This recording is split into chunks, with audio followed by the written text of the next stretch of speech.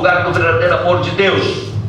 Então, nos é necessário guardar-nos do poder do pecado nesses últimos dias. Ou seja, há um poder tão forte da incredulidade ou do pecado nos últimos dias que é necessário nos guardar. E como é que podemos fazer isso? Orando. Só esta forma, orar. Essa é a única forma de você falar com Deus e orar. Você ora e lê a palavra, isso te acalma. Você ora e lê a palavra, isso te faz mais perto de Deus. Você ora e lê a palavra, isso te enche de poder. Você ora e lê a palavra, isso te faz diferente. O seu coração se enche de vida, vida eterna. Bem, muitos se estão endurecendo porque não se deram conta do efeito deste espírito do último dia. Esse último dia é o pior dia que a humanidade passa e vai passar. É uma pressão tão forte que quando o Senhor Jesus se expôs os últimos dias, em Lucas vocês podem ver isso, ele disse que haverá um laço que está sendo posto sobre todos, e quando for puxado, apenas estará fora desse laço os que têm os seus nomes escritos no livro da vida do Cordeiro. Não escapará uma só pessoa.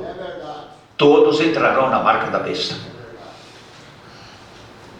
E sabe, isso já começou há muito tempo. Você não vai entrar na marca da besta quando isto chegar ao seu clímax. Você entra antes. Você não entra depois, você entra antes. Por isso você entra no Espírito e na eternidade, ou na redenção, ou toma posse da terra da promessa antes, não depois que você acaba de pregar. Você tem que tomar agora, porque você não sabe o que pode suceder amanhã. Você ouviu o profeta dizer: faça agora o que você pode fazer. Não fique esperando para amanhã, porque quem sabe se de tarde você estará vivo. Mas as pessoas ficam inclinados para certas coisas, e isso só mostra a classe de semente que elas têm, porque diz: as minhas ovelhas ouvem a minha voz. Então, se elas ouvem, por que estão seguindo aos estranhos? Se elas de mim são conhecidas e eu as conheço, por que elas então estão seguindo o estranho? Qual é a maneira de você saber se essa voz é a de Deus? É conferindo com a palavra. Você tem que conhecer a palavra. Você tem então, ao conhecer a Deus, você sabe se aquele que está falando tem Deus ou não. O que está falando através de mim? Qual é a coisa que está me impulsionando a falar? É o Espírito. Glória a Deus. Todas essas palavras estão sendo impulsionadas pelo Espírito. As palavras expressadas são pensamentos, eles vieram de algum lugar. Se eles vieram de baixo, vai levar vocês a um lugar terrível, o abismo. Mas se eles desceram, e se essa luz que está por trás de mim está me levando a algum lugar, só pode ser para a terra da promessa. Amém. Porque tudo que eu estou falando tem que estar de acordo com a palavra. Amém. Por que Deus elogiou os irmãos em Efésio, que era a igreja patrão? Porque eles provavam os que diziam ser ministros e não eram. Como é que eles podiam provar? Pela palavra. Amém. Glória a Deus. Aleluia! Mas se não lê a Bíblia ou não toma a mensagem, como é que eles vão poder conhecer? Então aqui está: é necessário nos guardar do poder do pecado nos últimos dias. Muitos estão duros, endurecendo, é uma expressão figurada. Muitos estão mortos, endurecidos. Muitos estão mortos porque não se deram conta do efeito desse Espírito no último dia. É tempo de nos acercar a Deus. É tempo de nos aproximar de Deus. Amém. E deixar que Ele nos encha do seu amor. Amém. É tempo de nos aproximar de Deus, para que Ele nos encha do seu amor. E recusar a verdade de Deus é simplesmente morte. Escute, é tempo de nos aproximar de Deus e deixar que Ele enche nossas vidas com seu amor. De outra maneira, sentiremos o poder ou a frieza da igreja do último dia, e vamos a recusar a Deus a verdade de Deus. A verdade de Deus é esta mensagem. Amém. E a igreja fria desse dia é a igreja formal, a igreja intelectual. Nós temos por hábito sempre criticar as igrejas batistas, metodistas, pentecostais. É fácil criticar o seu Malafaia, ou esse bispo Macedo, ou qualquer outra pessoa.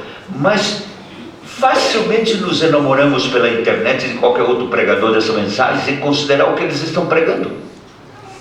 Por que não consideramos o que eles pregam? Por emoção, nos animamos pelo que cantam, mas isso não leva a nenhuma parte. Isso parece mais um evangelho gospel. Onde é que está o ministério da música na palavra? Não existe isso. O ministério da música vem antes, mas não tem nenhum sabor de comprar disco, de divulgar a pessoa e se tornar tão diferente como tem sido. Meu irmão, nós estamos a tempo para editar as músicas que compomos lá e não conseguimos, porque tudo que fazemos dá errado. Eu até quero sugerir que esses 2 cânticos de ontem e de hoje sejam aproveitados para colocar nesse disco. Amém. Glória a Jesus. Especialmente o de hoje. Inclusive com as crianças, não tem nenhum problema. Eu já estou cansado. Eu já não sei mais o que eu faço para poder gravar. Não dá certo. Nós precisamos ter esses discos para colocar em casa. Não ir comprar de tal pessoa e encomendar de outro lugar. Porque se analisarmos bem as letras do que eles estão cantando, não tem nada a ver com a mensagem da hora. Então é melhor pedir para a filha daquele batista lá da Lagoinha, aquela mulher da Valadão, que cante para nós. Ela consegue reunir 150 mil pessoas, coisa que nenhum ministro consegue. Então você vê, esse é um engano que eu gostaria de entrar nisso para mostrar para vocês. O engano do dia. O engano do dia está em distrair o sentido das pessoas, porque não foi simplesmente com palavras obscenas, com propostas indecorosas que o diabo levou Eva ao sexo. Não foi. Não foi, não. E não é dessa maneira, fora da mensagem, que o diabo levará as pessoas a não crer na verdadeira e limpa mensagem que pregou o profeta desta era. Ele vai ter que usar muito da verdade que foi pregada para enganar. E todo o desvio desta mensagem, que eu chamo a serpente ferida, é em base à mensagem. E soa muito bem, aparentemente, à primeira vista, soa bem. Quando você medita, você vê que está algo errado. E quantas pessoas são vacinadas com isso? Ou melhor, são picadas por isso. Então só existe uma vacina: o Espírito Santo, Amém. o amor de Deus. Amém. Isso te dirá se é verdadeiro ou é falso. Amém. Glória a Deus. Mas aqui diz, você quer mais? Porque talvez eu vá ter que terminar, porque eu tenho que terminar, já são 12:20. E olha aqui, eu tenho o resto aqui. A não ser que vocês querem que eu venha de noite aqui e pregue para vocês. Amém. Aleluia. Vamos lá em Mateus 24.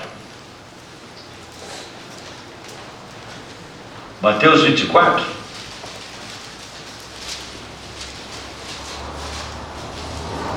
É um engano. Escute o que vai dizer aqui, a partir do verso 11. Escute. E surgirão muitos falsos. Olha, você acha mesmo, o que são profetas no Novo Testamento? Pregadores. Vê? E enganarão a muitos.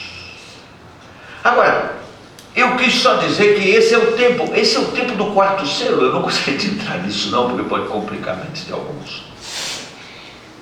E é no quarto selo que a noiva sobe. A noiva não sobe no quinto, nem no sexto, nem no sétimo. O assunto termina para nós no quarto selo. Vocês não sabiam disso não?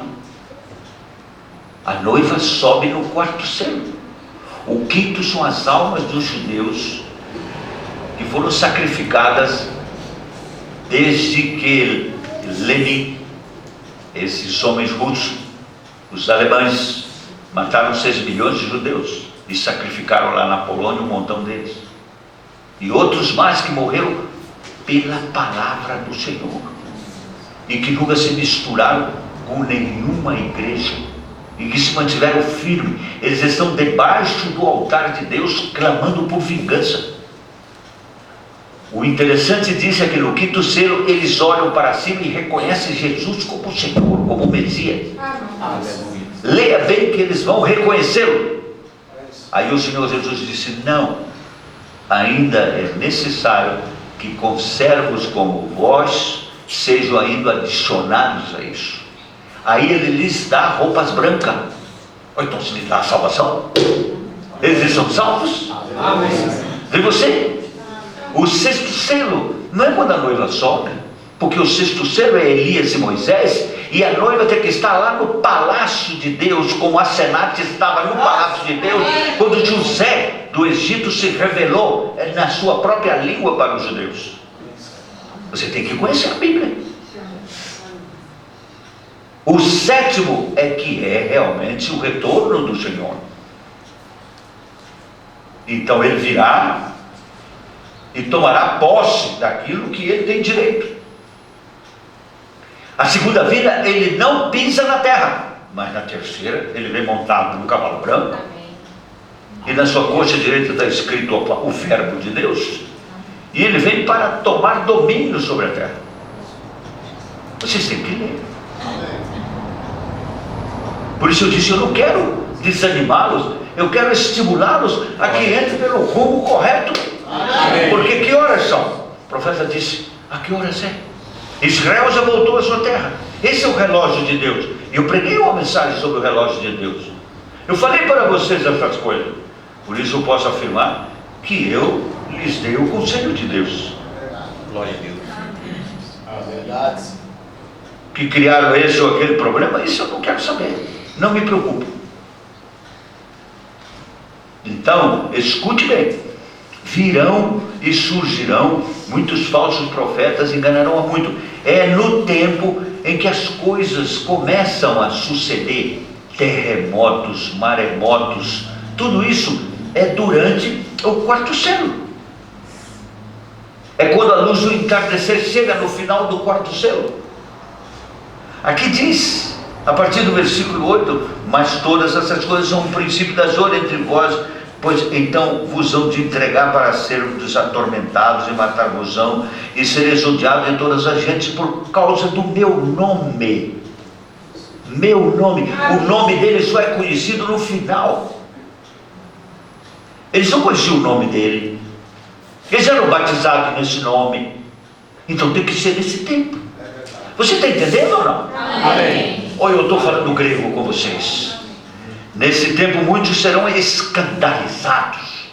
Olha, mas e daí? Se ai daquele que cria o escândalo e não da... Eu não vou me escandalizar pelos escândalos que estão criando. Ou você acha que eu não sei que tem escândalo? Mas eu não estou escandalizado. Estou olhando para a palavra que isso vai suceder. Amém. E trair-se-ão uns aos outros. E eu não estou vendo que quanta punhalada se recebe. Então aqui está escrito: e uns aos outros se aborrecerão. E eu não vejo como se aborrecem os irmãos uns com os outros. Por qualquer bobagem se aborrecem. Vê? E surgirão muitos falsos pregadores e enganarão a muitos. E por se multiplicar o quê? O amor de muitos. Então o profeta está falando de quê? Dos últimos dias? Está falando do quarto selo? Está falando quando veio aquela voz e diz: sobe aqui. Glória a Deus. A era terminou. O terceiro êxodo tem que dar lugar. Nós temos que sair, nós temos que ir para o nosso lar. Só há 3 êxodos. E esse terceiro êxodo é o povo da mensagem saindo. Deixa as denominações, deixa o mundo, deixa tudo que eles prendem. Ou o profeta não teve aquela visão, que ele olhava e viram todas as pessoas aprisionadas, elas colocavam a mão por fora da grade e diziam: liberta-nos, liberta-nos, liberta-nos, liberta-nos. Aí o Senhor Jesus disse para ele, o anjo do Senhor disse: liberta eles. Ele falou: Senhor, como é que eu vou fazer? Liberta-os. E ele disse: solta-os. e aquelas grades viraram gelatina e se abriram, e o povo gritou: liberdade, liberdade. Você acha que isso é historinha para a criança dormir? Para a criança rir? Você tem que aproveitar cada coisa que está na mensagem. Você tem que aproveitar todas essas coisas. Amém. Para que a fé de vocês seja ancorada na palavra. E não em um homem. Vocês não têm que olhar para homem nenhum. Vocês têm que olhar para Jesus Cristo, Filho de Deus. E Jesus Cristo, Filho de Deus, é a palavra. Vocês entendem isso? Amém. Então, posso ler mais? Amém. Aí diz que o quê? E por se multiplicar a iniquidade, o amor de muitos. Mas aquele que perseverar até ao fim, será? E o que é perseverar? É não mudar de rumo. É não mudar. É não variar. É não sair à direita nem para a esquerda. Não está subindo e descendo. É estar sempre constante, crendo e subindo. E subindo, e subindo, e subindo. Porque não podemos ficar aqui. Nós temos que ir à festa das bodas do Cordeiro. Você entendeu ou não? Mas aquele que perseverar até ao fim será? E esse evangelho do reino será pregado em todo o mundo, em testemunho a todos os gentios. E então virá o... Ué, é o que está sendo feito. Então estamos no alarido, pronto para entrar na voz da ressurreição. Então eu falei o que está na palavra. Eu não falei outra coisa que não esteja na palavra. Vocês estão me entendendo ou não? Amém. Vê? Isso é a noiva indo. É a noiva do bride up. A noiva subindo. A noiva indo. A noiva desaparecendo. E o rapto é o segredo. O rapto é secreto. Não vai haver aviões sem seu piloto, cidades vazias. Isso é pura palhaçada do diabo. Ele aproveitou algo para poder enganar as pessoas. Fez até uma música muito bonita, com uma melodia fantástica. Como há pouco vocês cantaram, nós mudamos a letra. Mudamos a letra, porque não fazia sentido a letra que aquele senhor Joseph fez. Ele é um denominacional, ele fez muito bonito, ele fez um hino muito bonito, mas a letra não combinava com a revelação desta hora. Então mudou-se. E aí ficou muito mais claro. A revelação ficou muito mais clara. Que é o que devemos fazer. Bom, ainda me falta mais umas 2 horas. O que é que vocês acham? Vocês estão brincando comigo, né? O que é que diz minha irmã baiana ali? Escutando? Muito bem. Não, vamos terminar aqui, porque depois vão dizer que eu sou falastrão. Então vamos deixar isso aí. Agora eu vou estar espaçado menos o tempo. Eu vou voltar mais vezes, porque eu andei chutando tudo quanto é convite, por amor à alma de vocês. Amém. Glória a Deus. E por obediência à palavra do Senhor. Amém. Então vamos ficar de pé. Vamos preparar os músicos, deveriam estar preparados. Os músicos aqui precisam tomar aquele produto que está sendo vendido aí, o tal de Energizer, não sei o que, Bull, Red Bull, não sei o que e tal. E o telefone tem que estar desligado quando entrar na igreja. Tem essa também, né? Tem muitas coisas. Vamos lá, e demora, e começa a tocar alguma coisa, os que já podem. E esse dedinho ali, né? Esse dedinho, como mexe esse dedinho, né? Não tem uma pomada, irmão Josnel? O senhor que é meio médico, o senhor que é lá de Corumbá, onde se usa muitas ervas, o senhor não tem nenhum chá para dar para aquele menino, o dedo dele não se mover tanto? Tem chá em Corumbá?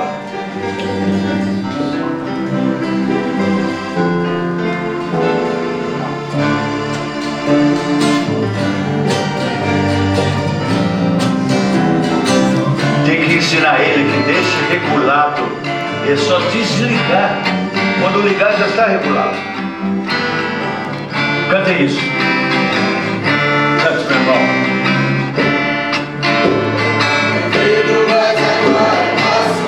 Bata o pau.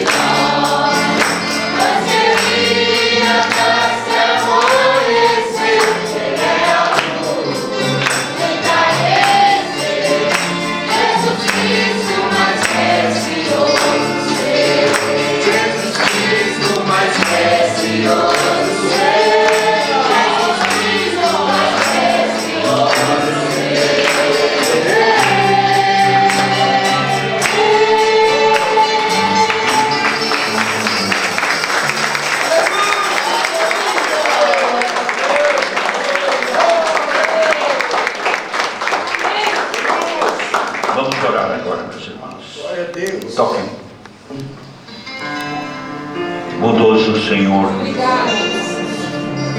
nosso amável Mestre,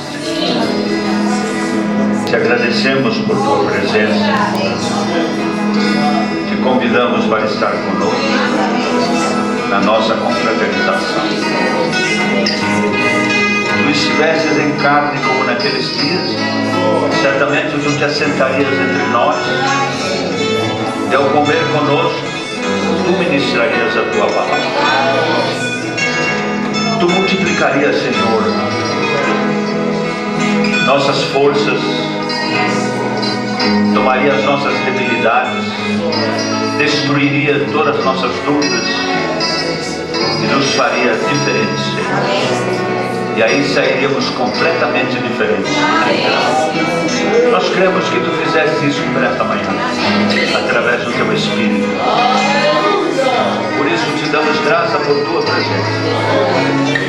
Pedimos ao Senhor que abençoe os alimentos, que abençoe tudo o que fizermos agora, e que realmente possamos, como disse o apóstolo Paulo, abundar em amor uns para os outros e ter um bom companheirismo ao redor dos alimentos e respeitar e honrar a tua presença.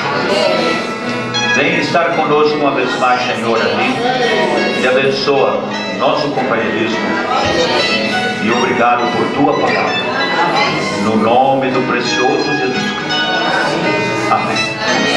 Aceite-se, meu irmão. Quando as irmãs que têm que mover com a cozinha saiam,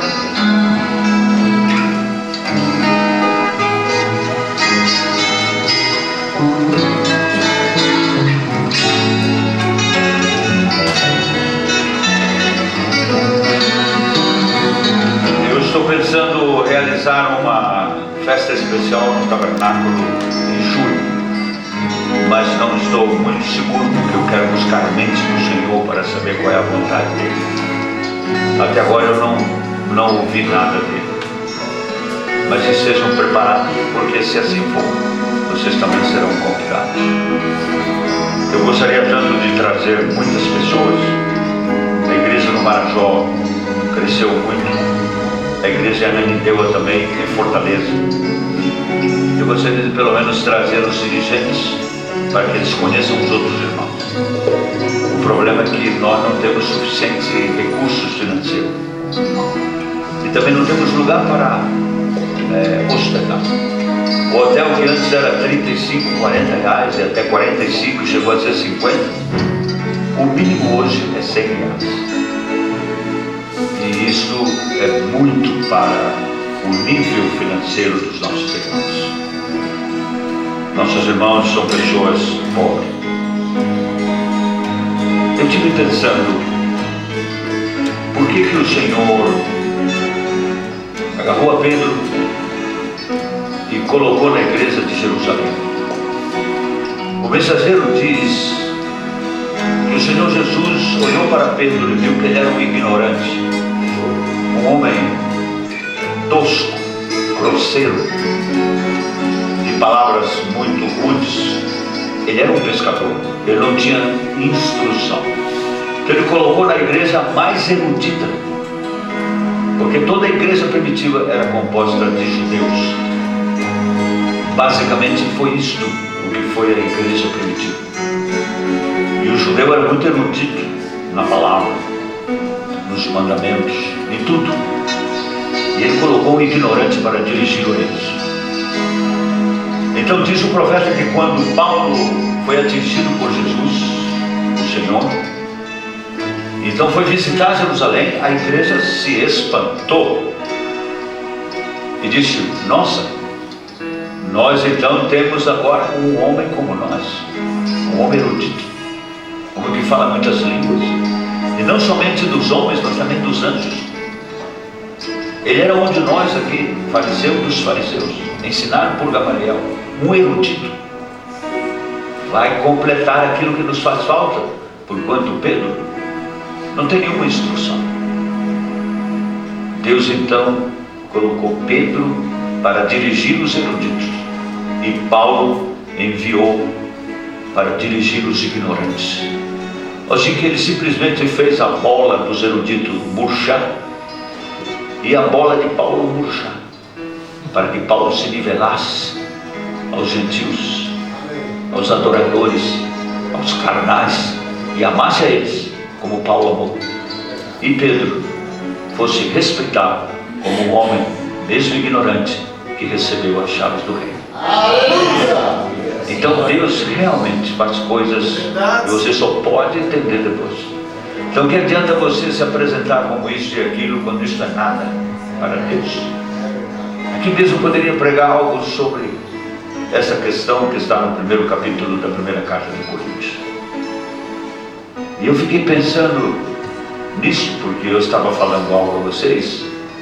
Eu não tenho ninguém em todas as igrejas que eu visito que tem alguma coisa como eu tenho visto nas outras igrejas dos meus irmãos ministros. As outras igrejas são fortes financeiramente, muito fortes, e eles mesmos têm uma retaguarda financeira forte, eles mesmos têm propriedades e têm coisas. E eu pensei,